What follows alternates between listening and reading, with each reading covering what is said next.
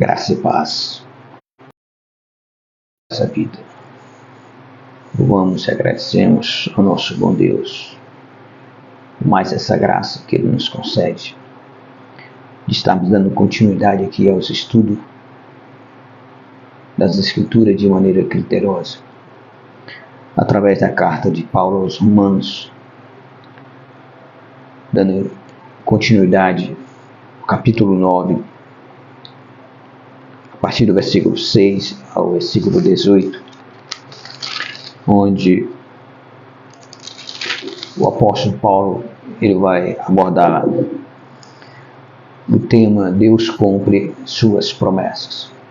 Após ele estar relatando sobre o lamento dele sobre Israel, aí ele vem agora buscando confirmar a veracidade dessas promessas de Deus aos irmãos em Cristo Jesus de Roma,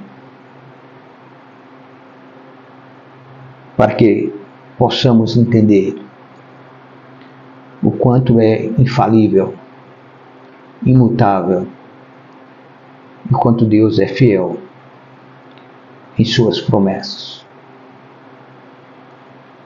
Paulo está buscando, através dessa narrativa, despertar exatamente não somente a igreja cristã romana, está escrevendo a carta aos Romanos, mas despertar a igreja no presente, a mim e a você, a nós também adquirirmos essa confiança nessas promessas de Deus, independente de qualquer pensamento ou maneira de se pensar pessoalmente de cada um. É isso que o apóstolo Paulo ele vai procurar abrir os nossos olhos espirituais para essa verdade. Então nós vamos ler. Estamos hoje aqui nesse dia 23/11 de 2023, pela madrugada, um pouco mais das 2 da manhã. Vamos ler a palavra e deixar o Espírito Santo nos trazer o entendimento que se faz necessário. Nós entendemos de acordo com o que Deus designou por meio do Espírito Santo, que nos foi outorgado. Então diz assim a palavra, ele traz o assunto, Deus cumpre suas promessas, e fala: não imaginemos que a palavra de Deus possa ter falhado.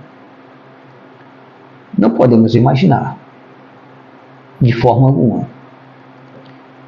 Esse é um ponto crucial na vida daquele que acredita em Deus, na vida da pessoa que está seguindo Jesus, que acredita que o caminho da vida eterna é Cristo Jesus.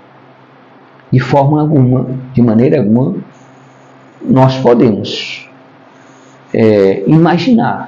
sequer imaginar que a palavra de Deus possa ter falhado. É impossível que Deus minta. É impossível que essa palavra era falha. Paulo está levando a nós a ter essa convicção. Jesus mesmo afirmou, e sempre estamos aqui relatando exatamente o que está escrito nas Escrituras. Jesus disse: passará os céus e a terra, mas as minhas palavras não vão de passar. Está escrito também, Deus testemunhando acerca da palavra: eu velo sobre a minha palavra para cumprir.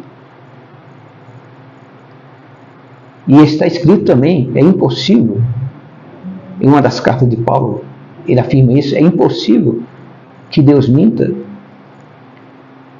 Então, mediante essas bases fundamentadas em um Deus verdadeiro, justo, fiel, misericordioso, amável, único. Não tem como o cristão ele não acreditar, ou ele ter dúvida, ou insegurança, ou algum tipo de incerteza, ou refletir de maneira errada sobre a promessa de Deus. Se nós deixarmos de crer na promessa de Deus, o que haveremos de alcançar? Aonde você acha que chegaremos? Se nós não acreditarmos que esse Deus fala a verdade, que esse Deus é a própria verdade. Então, esse despertar do apóstolo Paulo, a igreja de Roma, a igreja romana, aos romanos, ele escreve a carta à igreja, à igreja romana, igreja cristã, porque ele está escrevendo aqueles que mais estavam necessitando dessa confiança, dessa credibilidade que nós temos que ter para com as promessas de Deus. E essas promessas de Deus, ela não depende, Paulo vai afirmar aqui, não depende do que pensamos ou deixamos de pensar. Então vamos ler com critério e que a igreja de Jesus Cristo seja edificada, seja alertada. Você como cristão, você que deseja continuar essa vida cristã, almeja o reino de Deus, o reino de Cristo, a vida eterna em Cristo Jesus. Então a primeira convicção que você tem que ter é essa, que não se pode passar pela tua imaginação que a palavra de Deus possa ter falhado. De Gênesis a Apocalipse aqui, tudo é a verdade. Tudo se cumprirá. Não se pode acrescentar nenhum tio, nem tirar, nenhuma vírgula. Então ele diz, não imaginemos que a palavra de Deus possa ter falhado. Aí ele ponto. Porquanto, vírgula, nem todos os descendentes de Israel são israelitas fiéis. A palavra de Deus não falha. Mas assim como nem todos os israelitas são israelitas fiéis, assim também como a igreja de Jesus. Nem todos que se dizem ser igreja de Jesus são fiéis. E a prova está aí. Basta olharmos para a igreja no presente. Não é pelo fato de você pertencer à igreja que vai garantir que você seja fiel. Existem condicionamentos. Diz assim a palavra: nem por serem descendentes de Abraão se tornaram todos filhos de Abraão. Não é porque eles são descendentes de Abraão, todos se tornaram filhos de Abraão. Ele vai dizer o porquê. Ao contrário, disse ele aqui, por intermédio de Isaac, a tua descendência será considerada. Deus dando a promessa. Paulo está levando a igreja a olhar para a promessa. O que nós temos que olhar é para a promessa de Deus. Não é para a palavra de homens. Não é para ensinamentos de homens.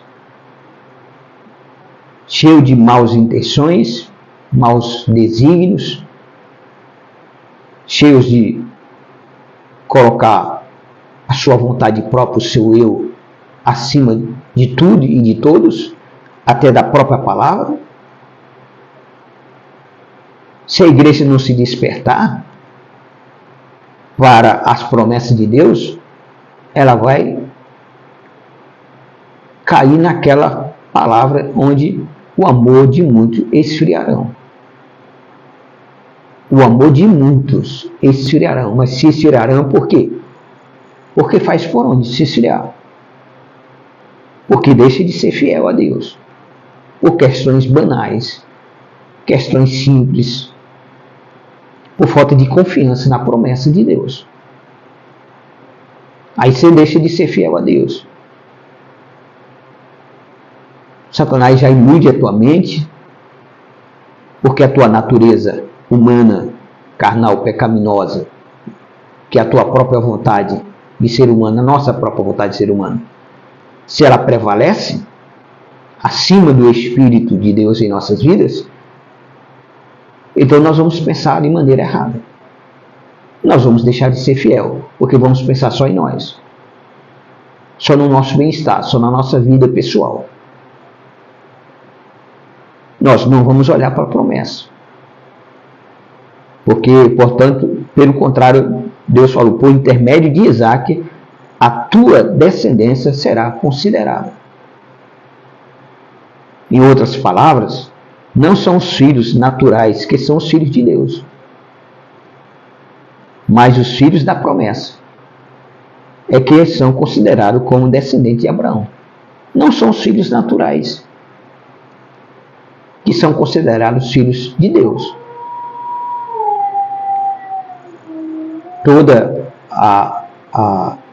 As pessoas, todo ser humano, são criaturas criadas à imagem e à semelhança de Deus. Mas para se tornar filho, tem que se tornar filho da promessa. E qual é a promessa? João, capítulo 1, versículo 12.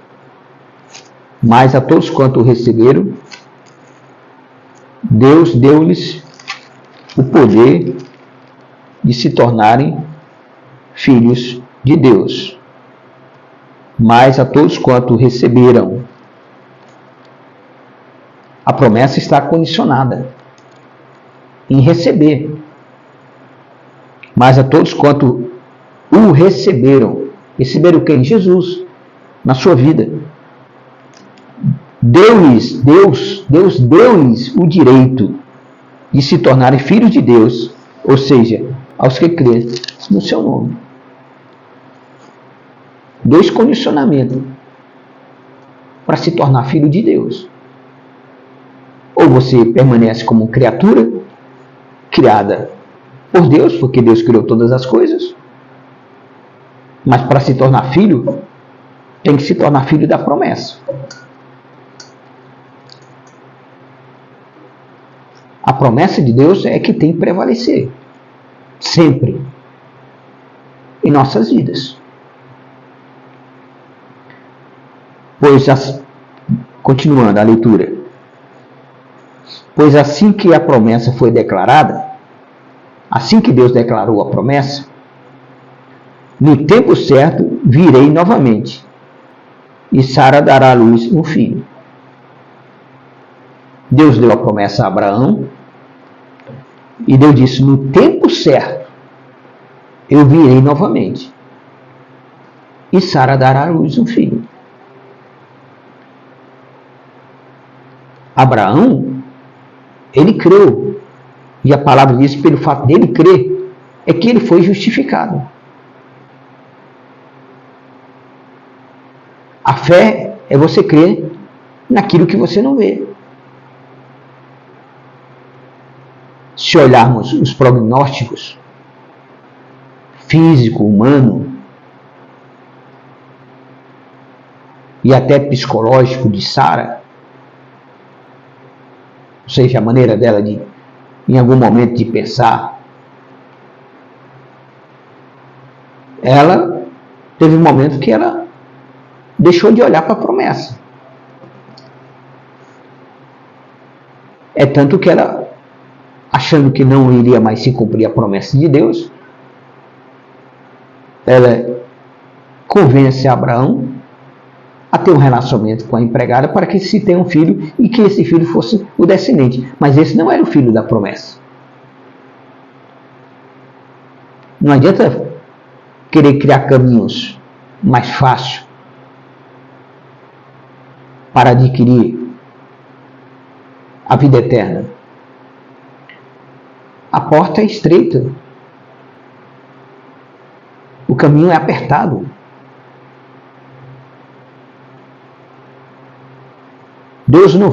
As coisas de Deus não são banais, sem valor algum. O reino de Deus sempre foi colocado como uma prioridade na vida de quem quer desejá-lo, tê-lo.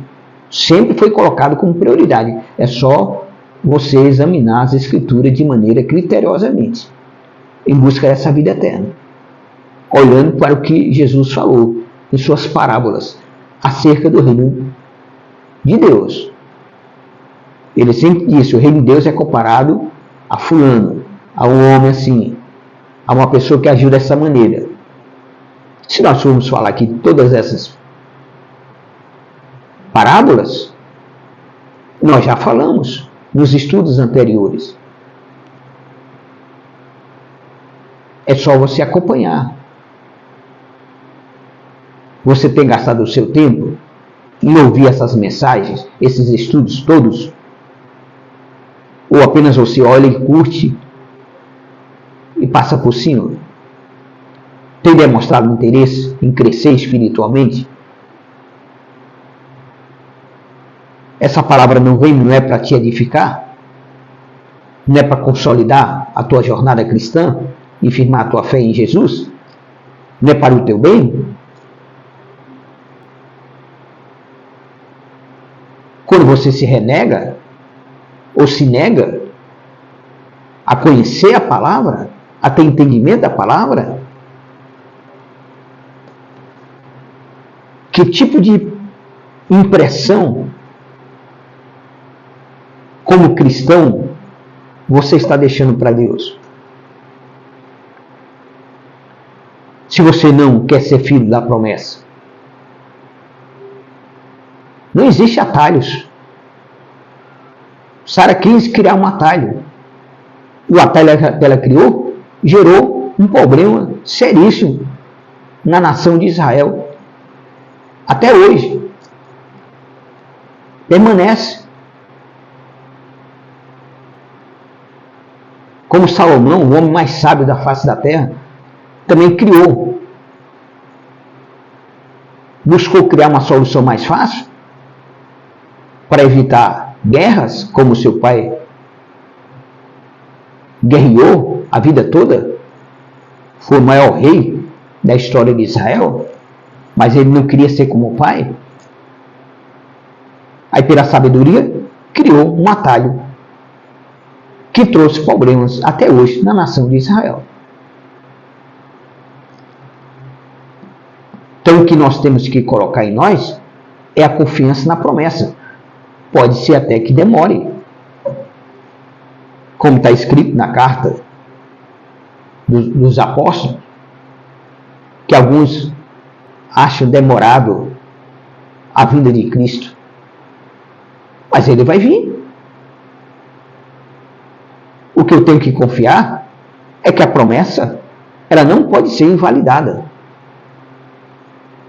Aconteça o que aconteça, o mundo pode virar de cabeça para baixo, de cabeça para cima, entendeu? Pode ver guerra, rumores de guerra. A terra não vai ser destruída. Não tem como ser destruída a terra.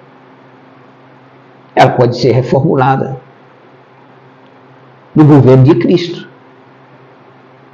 Ela vai passar pelo caos que nunca passou na história dessa terra. Mas tudo isso faz parte do processo para que Cristo retorne. A promessa diz que ele vai retornar. Então, assim como Deus disse para Abraão que retornaria e Sara teria um filho, Sara deveria ter esperado e não ter procurado um atalho. E hoje o que nós temos visto, infelizmente, é cristãos pegando atalhos, querendo, entre aspas, dar uma ajuda a Deus. Deus não precisa de ajuda de ninguém. Deus é Deus. Ele traz à existência o que não existe. Ele é Senhor dos céus e da terra, governa sobre todos os governos do mundo, está acima de todos os governos da face da terra. Ele criou tudo.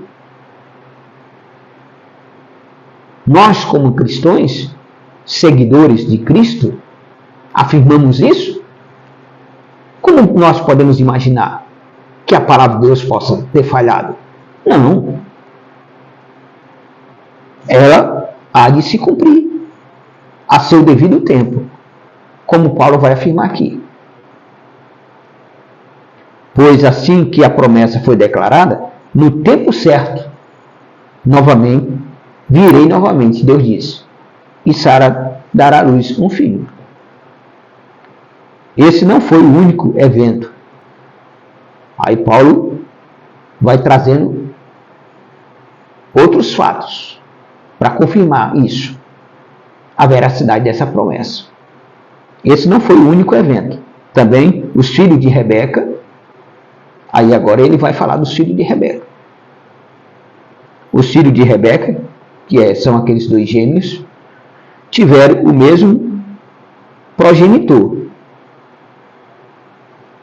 nosso pai Isaac.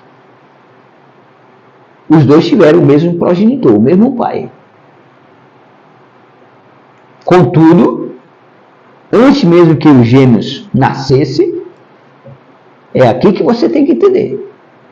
Antes mesmo que os gêmeos nascessem, Jacó e Esaú, antes mesmo que os gêmeos nascessem, ou realizassem qualquer obra, boa ou mal, a promessa foi dada antes que eles nascessem, antes que eles realizassem qualquer obra, seja ela boa ou má. A promessa de Deus, ela veio nas nossas vidas, como diz as Escrituras, que Deus nos escolheu antes da fundação do mundo, antes que nós nascêssemos, antes que nós realizássemos qualquer obra, seja boa ou mal. Deus já nos colocou debaixo dessa promessa, mediante a graça dele, por meio de Cristo Jesus, que deu a sua própria vida por nós naquela cruz do Calvário, para nos trazer redenção perante o Pai, para nos redimir dos nossos pecados. Contudo, antes mesmo que os gêmeos nascessem, ou realizassem qualquer obra, boa ou má, para que o plano de Deus, segundo a eleição, permanecesse inalterado. Antes mesmo que os gêmeos nascessem, ou que eles realizassem, Deus não está dizendo que eles iriam realizar obra mal ou boa. A palavra está dizendo aqui, ela está colocando, o apóstolo Paulo está colocando aqui um fato. Contudo, antes mesmo que os gêmeos nascessem, ou realizassem qualquer obra, não está dizendo que eles iriam realizar. Antes que ele realizasse qualquer obra, boa ou má, para que o plano de Deus, segundo a eleição, permanecesse inalterado, para que o plano de Deus, segundo a eleição, a vontade de Deus, permanecesse inalterado, não por causa das obras, mas sim por aquele que chama. Não é pelas obras. O apóstolo Paulo escreveu isso. Nós não somos salvos pelas obras. Nós somos salvos pela graça, mediante a fé em Cristo Jesus. É um dom gratuito de Deus, a salvação. Nós só temos que crer na promessa e andar na promessa, viver na promessa e sermos fiéis, independentemente de qualquer circunstância adversa, ou luta, ou dificuldade. Não existe desculpas diante de Deus. A pessoa, quando quer ser fiel, ela quer. Você já ouviu o ditado? Que quando a pessoa quer fazer alguma coisa, ela faz? passa por cima de tudo e mais faz? Porque a pessoa quer fazer, tem vontade. Agora, para ser fiel a Deus, cumprir a promessa de Deus, acreditar na promessa de Deus, por que você tem dificuldade? Porque ainda reina a tua natureza humana.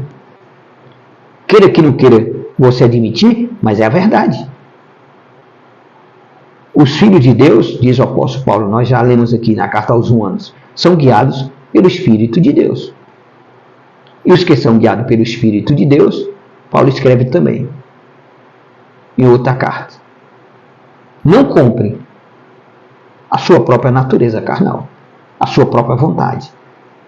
Quem anda no Espírito não vive cumprindo as concupiscências do seu próprio eu, da sua própria vontade. Contudo, antes mesmo que os gêmeos nascessem ou realizassem qualquer obra, boa ou má, para que o plano de Deus, segundo a eleição, permanecesse inalterado, não por causa das obras, mas sim por aquele que chama. Quem o chamou? Foi Deus. Jesus disse, vocês não me escolhessem, eu escolhi a vós. Foi-lhe dito. Aí Deus disse para Rebeca, o mais velho servirá ao mais novo. A questão aqui, que Paulo está trazendo essa narrativa e a confirmação desse fato, é que você tem que olhar para a promessa de Deus. Não é para os acontecimentos que levaram a promessa a ser validada. O processo, você pode não entender, não aceitar, como muitos não aceitam. E pregam até heresias acerca desse assunto aqui. Por quê? Porque não busca discernimento. Não busca examinar as Escrituras de maneira criteriosa. Leem uma palavra e vão expressar a palavra segundo a sua própria maneira de se pensar. O plano de Deus tinha que ser inalterado. A promessa foi dada antes deles nascerem. E nada iria alterar essa promessa. Seja obras boas ou má, não iria alterar.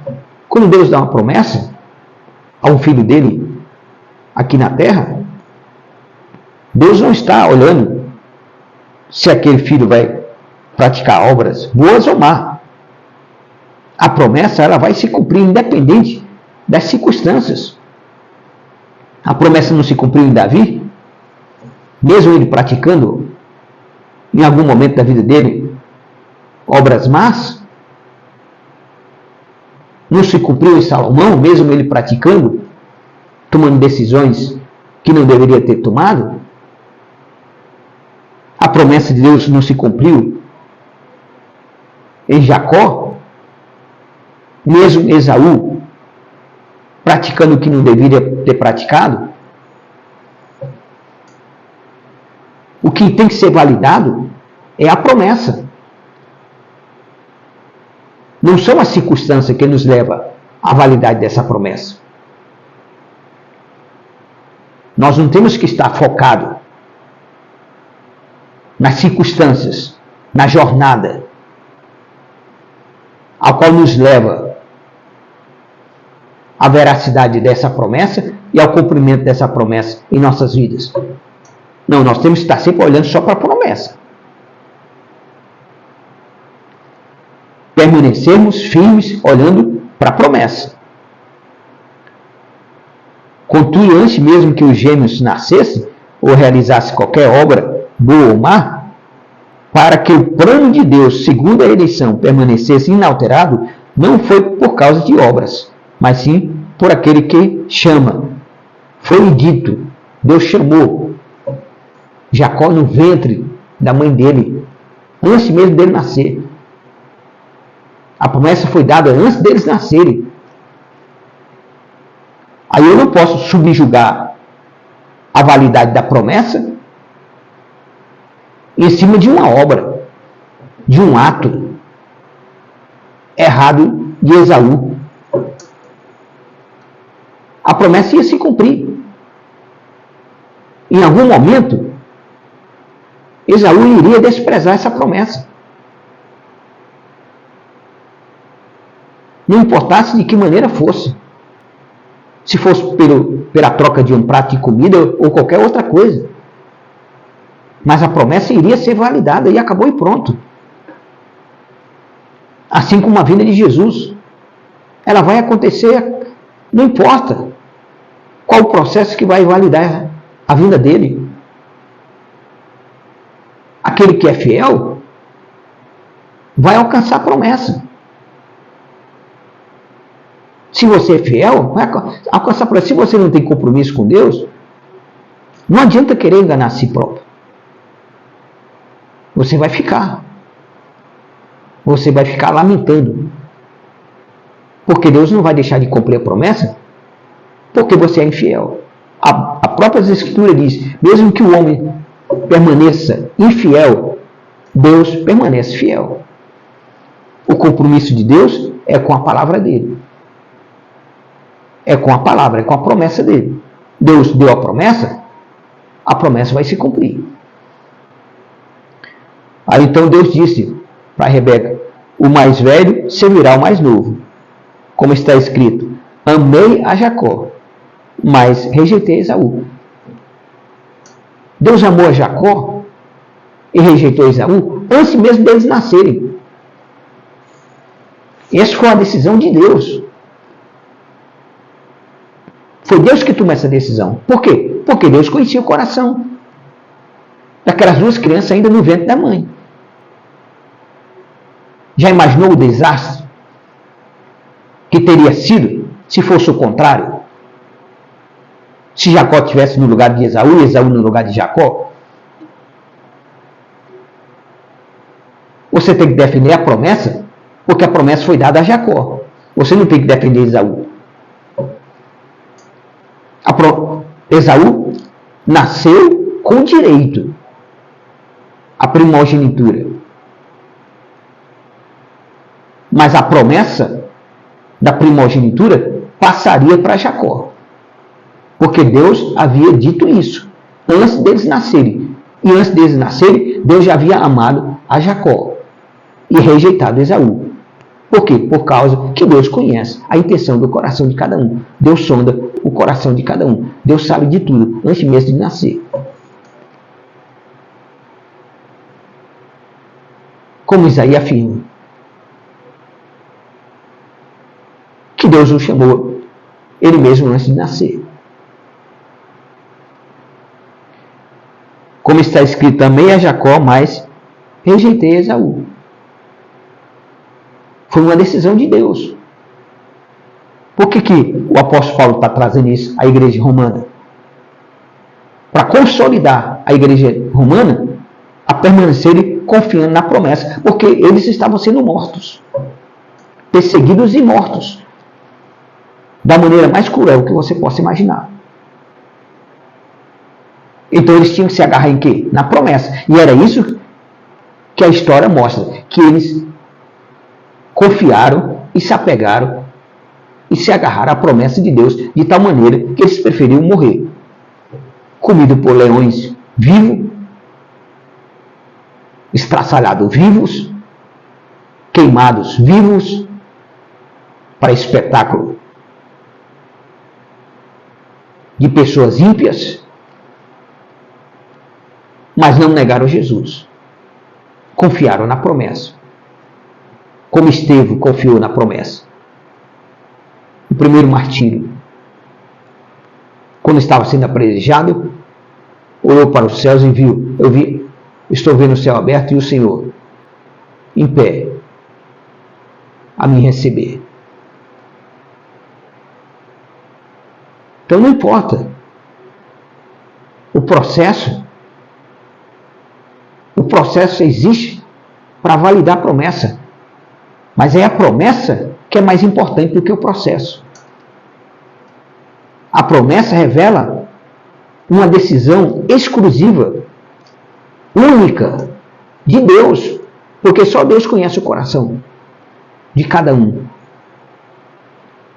Como tem um ditado, você pode enganar muita gente por muito tempo, mas não consegue enganar todo mundo por todo o tempo. Você pode se disfarçar de crente, de cristão, pode se disfarçar de fiel, mas Deus sabe se você é fiel ou não, se você é verdadeiro ou não, se você confia na promessa ou não, se você é capaz de abrir tudo em prol dessa promessa ou não, dessa vida eterna ou não. Porque Jesus disse, se você não negar a si mesmo, você não é digno de seguir a Ele, não.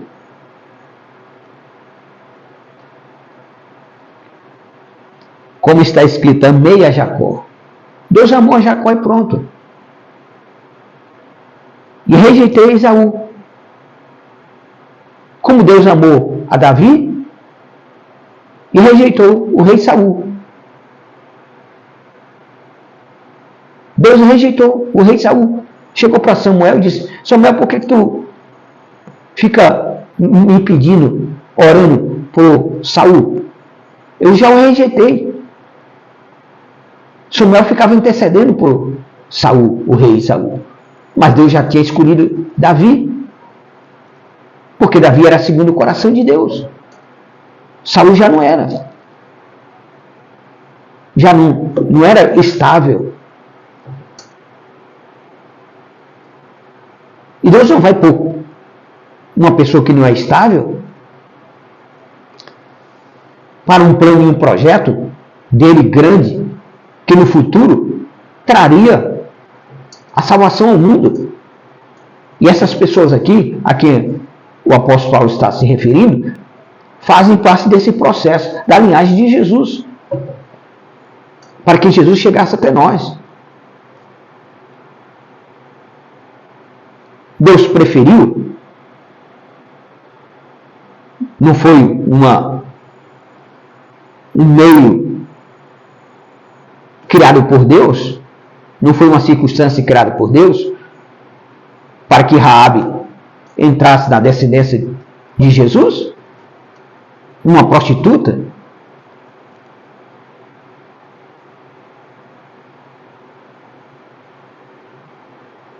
Ali foi um momento em que Deus cria circunstâncias. Deus precisava esconder os 2 espias. O único lugar que eles tinham para se esconder era na casa de Raabe, uma prostituta. E ela, usando de sabedoria, porque já tinha entendimento, já sabia de que esse povo que estava vindo contra eles iria vencer a guerra, ela disse, então eu vou ficar do lado de quem vai vencer. E ela confirmou para os espias, nós já estamos sabendo. Tudo que nós estamos sabendo já abalou toda a nossa cidade, todo o povo. Que vocês, o Deus de vocês, vem destruindo aí todos os inimigos e tomando posse da terra. Era só uma questão de tempo. Aí ela pensa o quê? Vou procurar um meio, uma circunstância. Ela pensa dessa maneira, mas ali estava agindo Deus para proteger os espias, porque era necessário que Josué tivesse notícia de como era o movimento da cidade, porque a cidade era murada, humanamente impossível de adentrar dentro, seja qual for o exército que tivesse lá fora. Se não fosse por uma ação de Deus sobrenatural, não teria como. E Deus preserva os seus. Ela esconde os 2 espias no sótão. Os guardas já ficam sabendo que aqueles 2 homens haviam passado pela casa dela. E ela disse, não, eles passaram por aqui, mas já saíram, já foram embora, foram por ali. Ó, se vocês correrem, vocês vão alcançar eles. E os soldados seguiram adiante, então ela mandou descer os 2 espias do sótão. E ali teve uma conversa com os 2. Olha, assim como eu fiz um favor a vocês, para que vocês não fossem mortos, eu peço que vocês retribuam esse mesmo favor a mim, a minha casa e a minha família. Que quando vocês entrarem para destruir essa cidade, vocês nos preservem a vida. E os espias deram a palavra. os espias enviados por Josué. Coloca aí um pano vermelho na janela, que será o sinal para nós não entrarmos e destruirmos a todos que estiverem junto com você. E ela levou a família dela toda para dentro de casa. E todos foram salvos. E ela entrou na linhagem de Jesus. E era uma prostituta. Mas isso foi o quê? Uma decisão de Deus. Deus tinha que validar a promessa. E Deus usa quem Ele quer. Ele separa quem Ele quer. Por isso Paulo está afirmando aqui que Deus amou. Amei a Jacó, mas rejeitei a Esaú. Como escolheu Davi e rejeitou o rei Saul. Você tem que entender que Deus é Deus. Você não tem que questionar. Se Deus fala, faça assim, faça. Seja fiel, seja.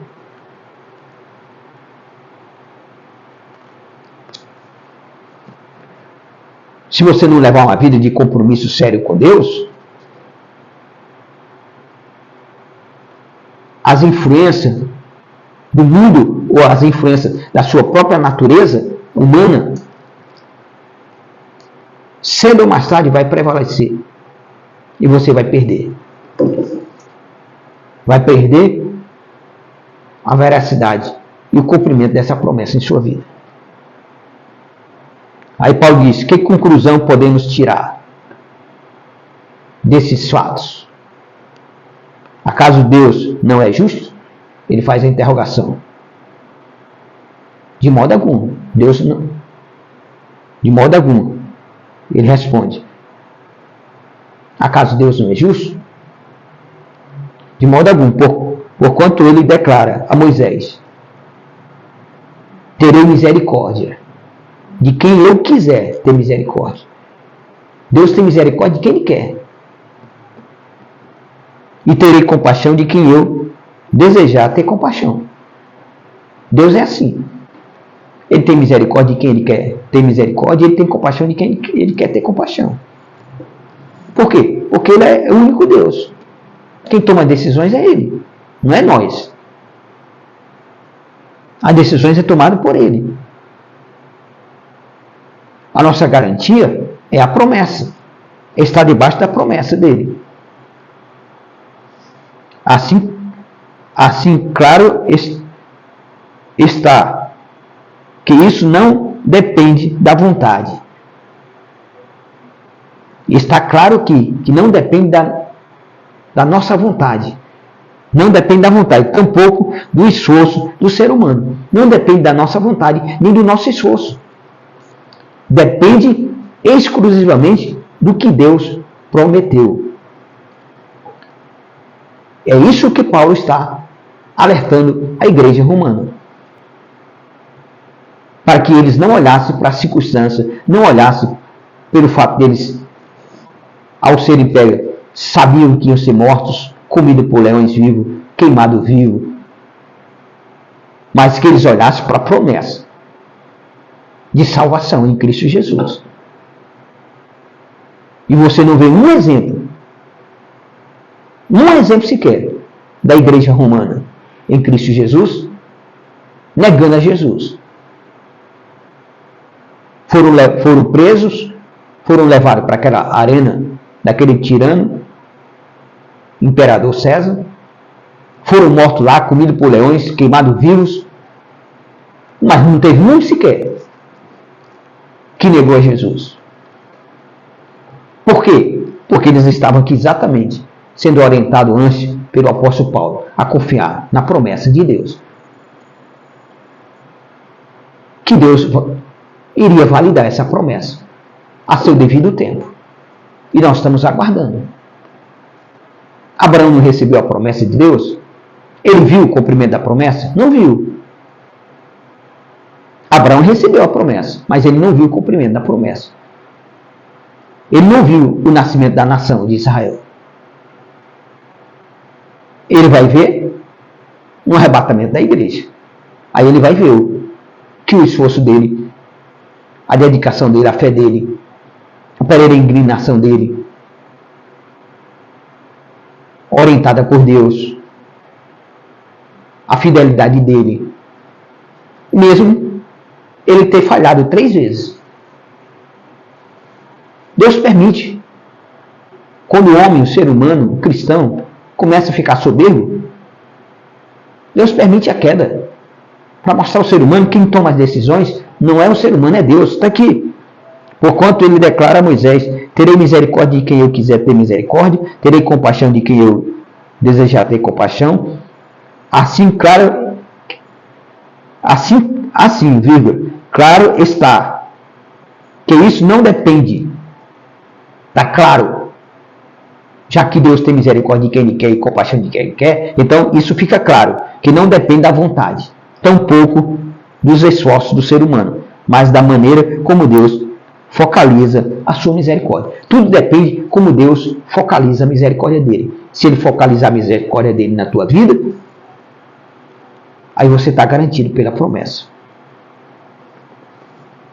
Aí Paulo continua dizendo, falta 2 versículos para nós encerrarmos o estudo dessa madrugada, dentro desse assunto.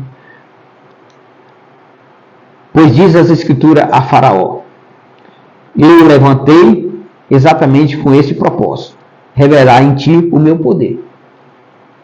Deus levantou Faraó. Faraó não se levantou por vontade própria. Foi Deus. Deus levantou Faraó para mostrar o poder de Deus a Faraó.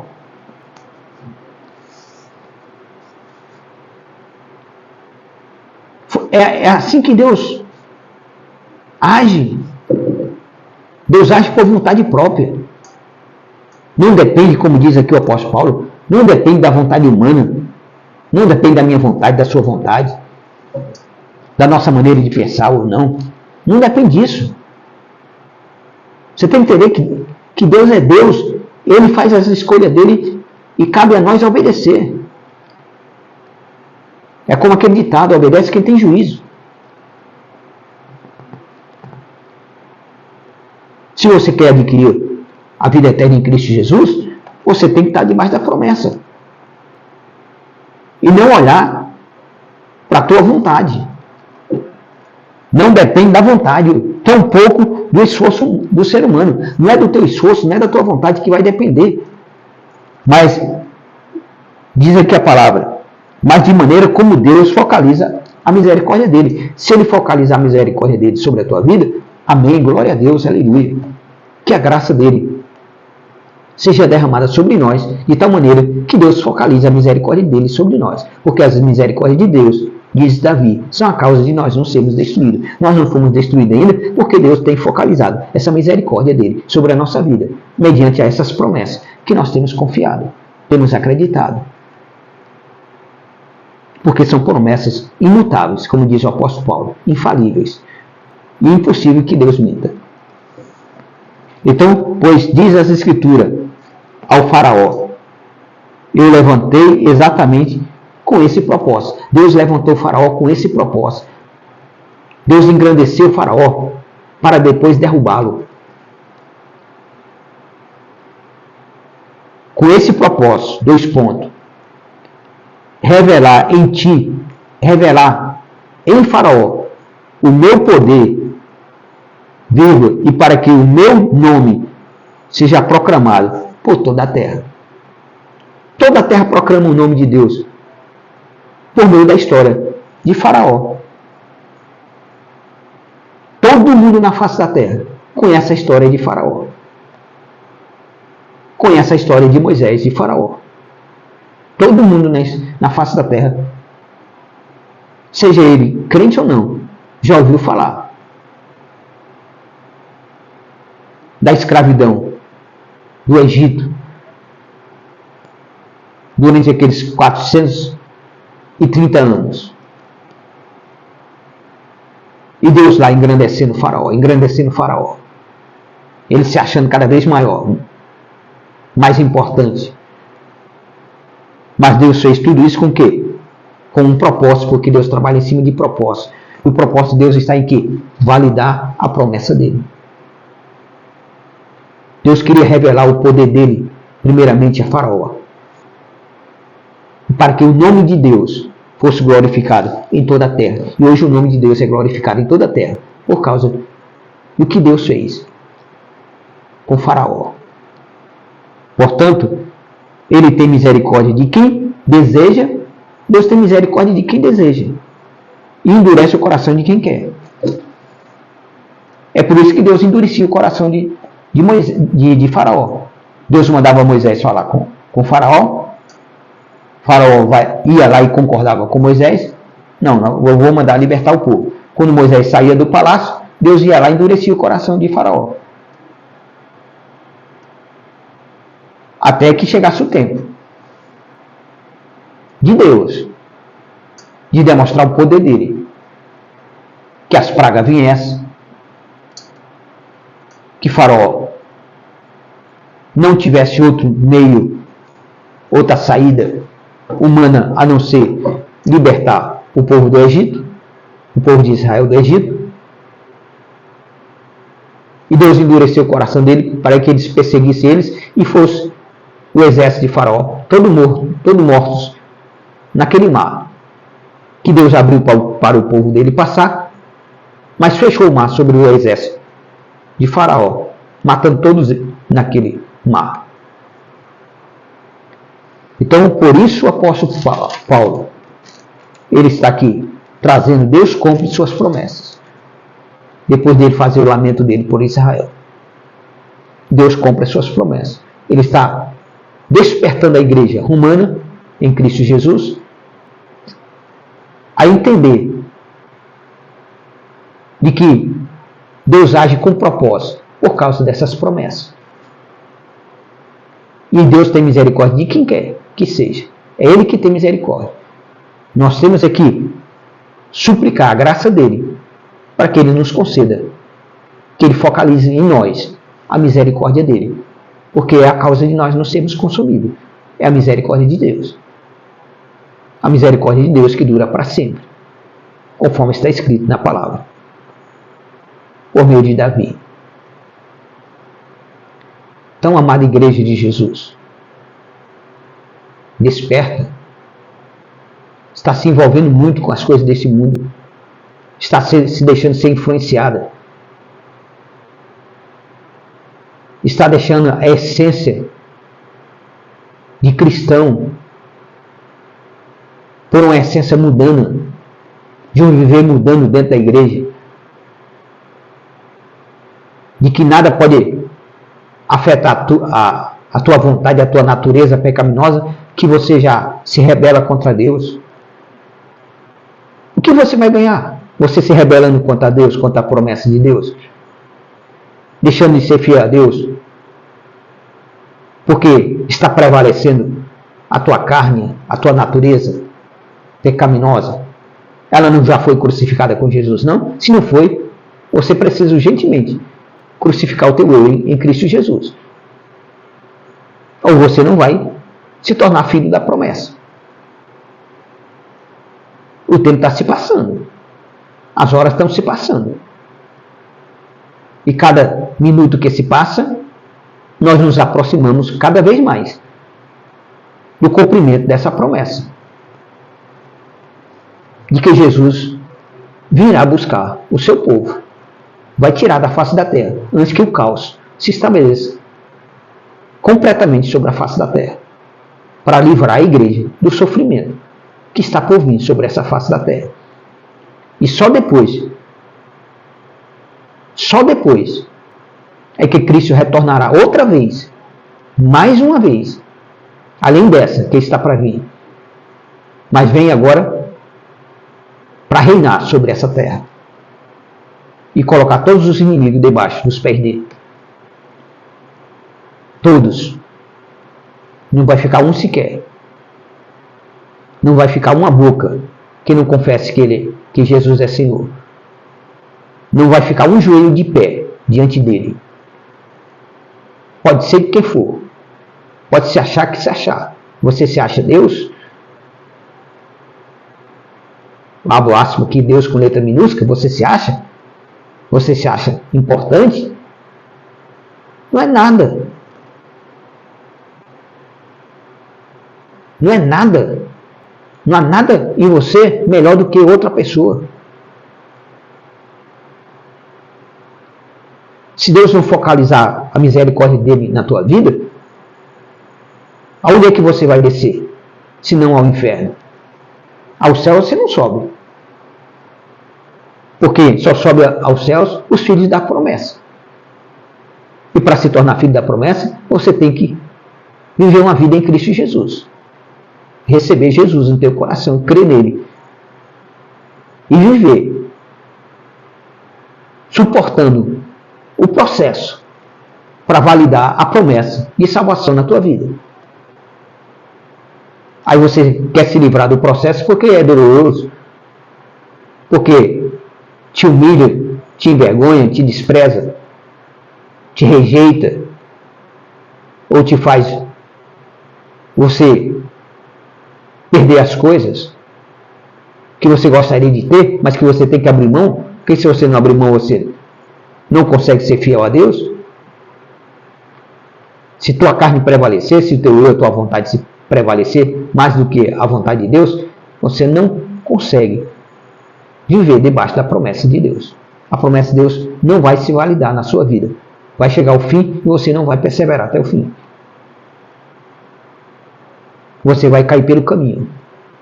Já começa pelo começo, porque todo começo diz como é que é o fim. Você só entende o fim se você estudar o começo. O começo e o fim estão ligados. Você só entende o fim se você compreender o começo, e você só compreende o começo se você entender o fim. É assim que a palavra está. Uma está ligada à outra. O começo e o fim estão ligados um ao outro. Então seja um cristão verdadeiro, honesto, fiel a Deus, com compromisso sério com Deus. Não leva as coisas de Deus bagunçada. Não leva a tua vida com Deus de qualquer maneira, de qualquer jeito. As coisas de Deus são com decência e ordem. É com compromisso. Deus conhece o coração. Se Deus não focalizar a misericórdia dele na tua vida, não adianta você querer se passar de bonzinho, não. Que razão você tem? Que razão eu tenho? Que a minha natureza tem, a tua natureza tem? Nenhuma razão. Está aqui a palavra. Não é pela nossa vontade humana. Não depende da vontade. Tampouco do esforço. Nem depende da minha vontade, nem do meu esforço. Depende de quê? Da maneira como Deus focaliza a misericórdia dele. É isso que depende. Que nós temos que suplicar a Deus, para a igreja de Jesus hoje presente no mundo, nesse século, é que Deus derrame a graça dele, de ele focalizar a misericórdia dele sobre a igreja. Que é isso que a igreja está precisando. Que Deus tenha misericórdia dessa igreja presente. Tão mal influenciada, tão mal ensinada, estão se tornando religiosos em vez de seguidor de Jesus. Aí quem prega a palavra é passado por mentiroso. Quem prega a verdade é passado por mentiroso. Mas quem prega a verdade não vai se preocupar com isso.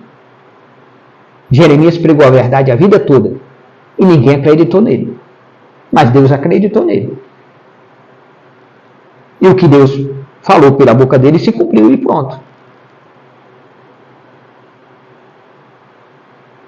Deus amou a Jacó primeiro e pronto. Rejeitou Esaú, pronto. Isso antes deles nascerem. O processo da mudança tinha que acontecer. Mas Deus não usou essa mudança de injustiça.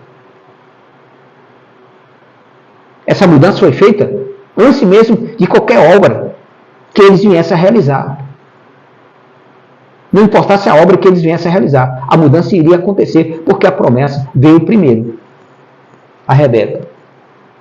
A promessa veio primeiro. Então você tem que se tornar filho da promessa de Deus. Fiel. Não, eu tenho que ser fiel a Deus. Se eu quero alcançar a validade dessa promessa na minha vida de salvação, então eu tenho que ser fiel a Deus. Não tenho que olhar para o processo.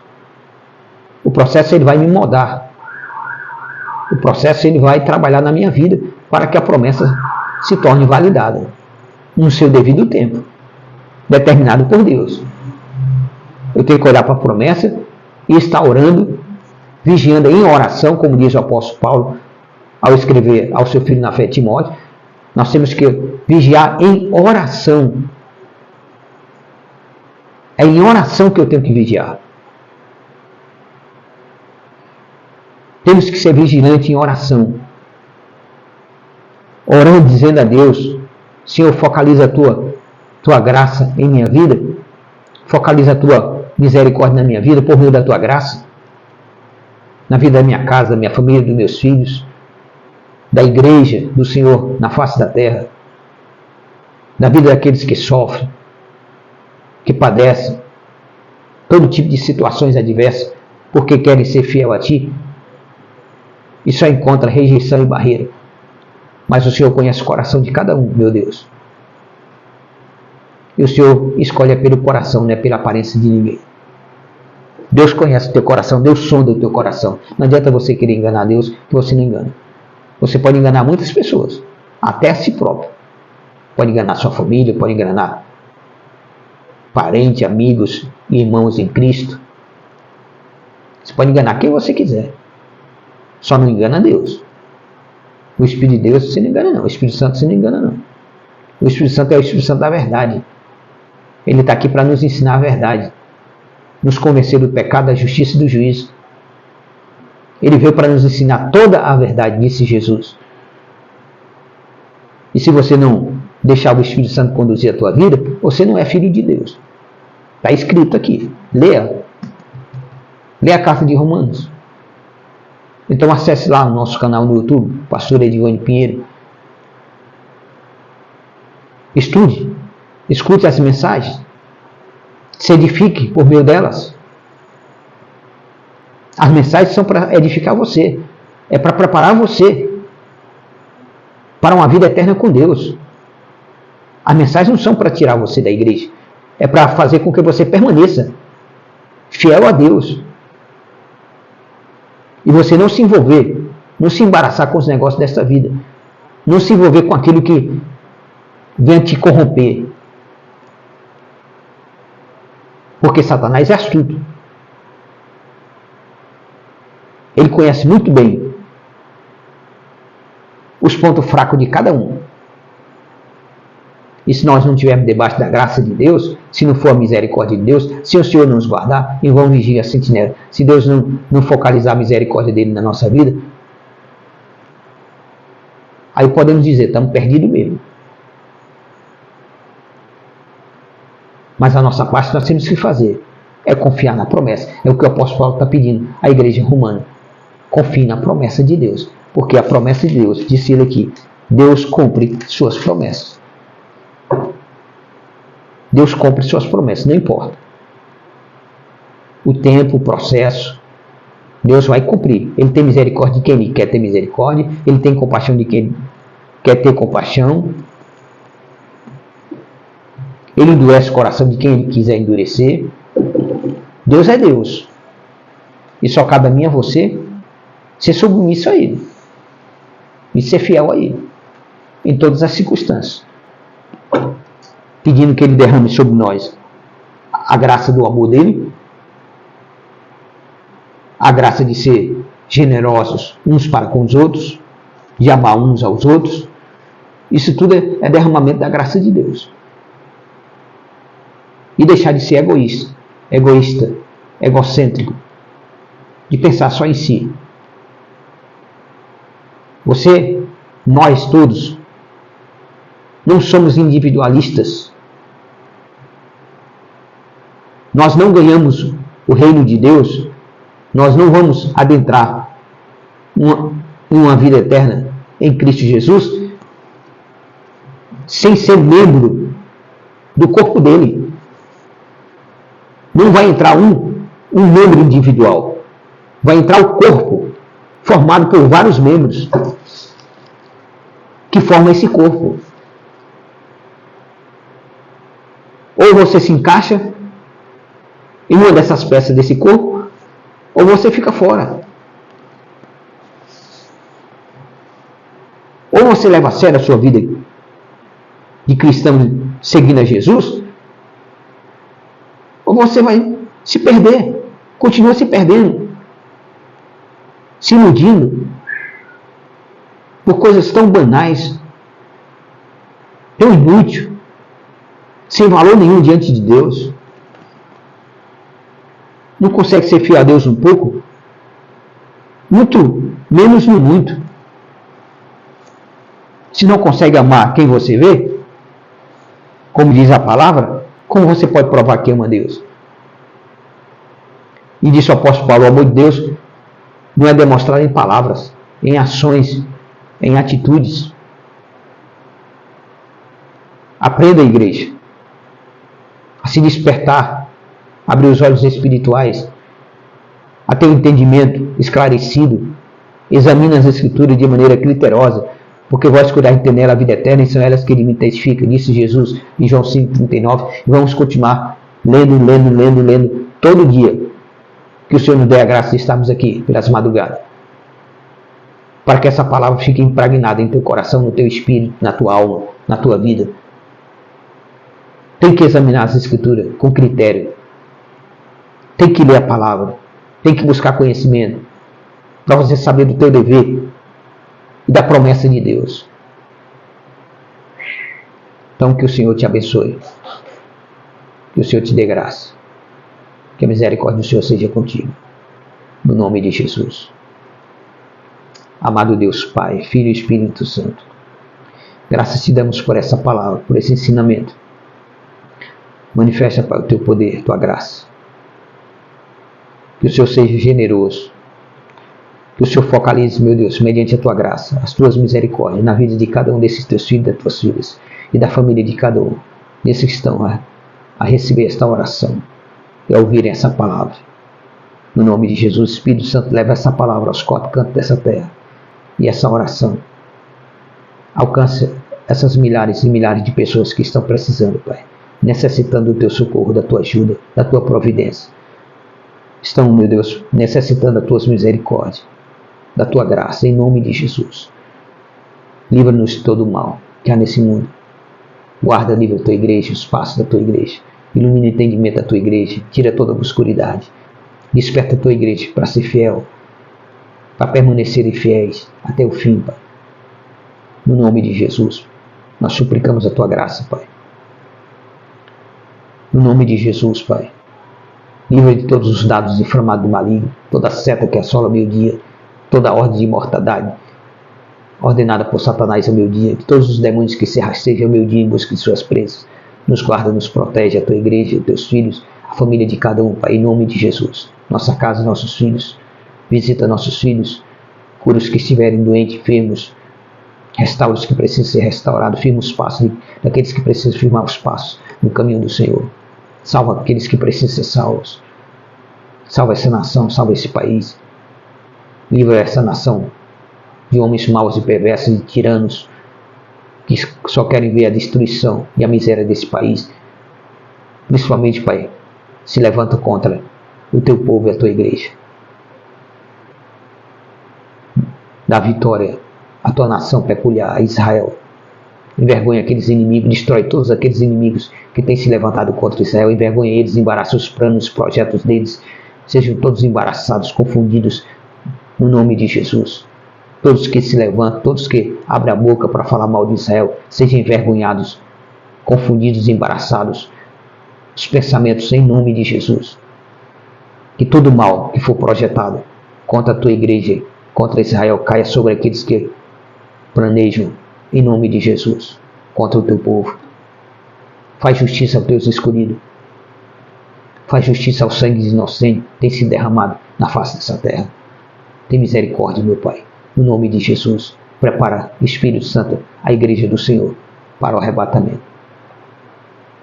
Aqueles que são teus, aqueles que te pertencem, aqueles que o Senhor disse aqui a tua palavra, focalizou a tua misericórdia sobre eles. Guarda eles no teu caminho. Esconde ele no esconderijo secreto do Senhor. Desperta os que são teus, mesmo que estejam afastados, mas desperta para retornar à tua casa, à tua presença. Firma os passos daqueles que não ainda se firmaram, no nome de Jesus. Dá entendimento àqueles que não têm entendimento. Faz sobressair, Pai, por meio da tua graça, o domínio do teu Espírito Santo na vida daqueles que ainda estão com o seu viver sendo prevalecido pelo seu eu, pela sua própria vontade, pela sua carne pecaminosa. Tem misericórdia, liberta-os. Transforma essas vidas, Pai, no nome de Jesus. É o que nós oramos e te agradecemos, Pai, que o Senhor nos dê um dia abençoado, agraciado em Cristo Jesus, nos livrando de todo o mal desse dia, no nome de Jesus. Que a graça e a paz de Jesus permaneça em vossos corações. Que o Senhor seja contigo, Deus de Jacó te proteja, no nome de Jesus. E até a próxima oportunidade, em nome de Jesus. Um abraço, fica com Deus. Amém.